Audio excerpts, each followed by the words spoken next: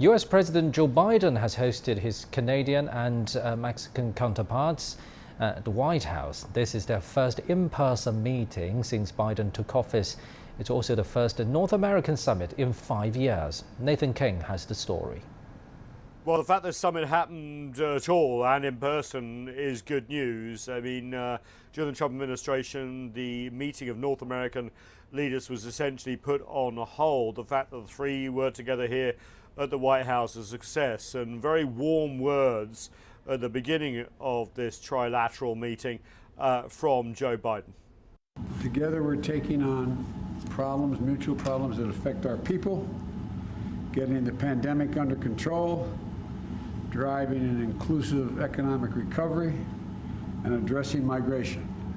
Now, while there's outward deliverables, as there always are in these summits when it comes to COVID, for example, more vaccines that were swapped in the early days of COVID are going to be let out to the rest of Central and Latin America, with more to come. We understand cooperation when it comes to methane gases following the COP26 in Glasgow as well. Lots of warm talk on trade, but there is real worries from both Canada to the north of the US and Mexico to the south that this Buy America program that the Biden administration are piggybacking off President Trump administration is essentially the same policy.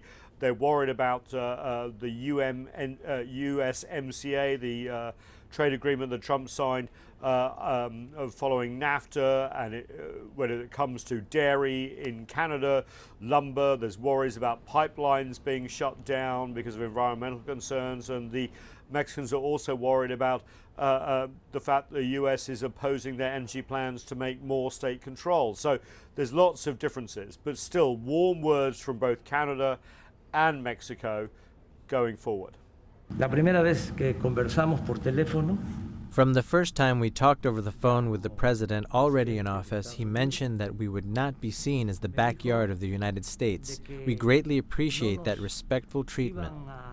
We've been strongly aligned on environment, on fighting COVID and getting through this pandemic, preparing for future challenges, but also on building back better and recovering our economies in ways that work for the middle class.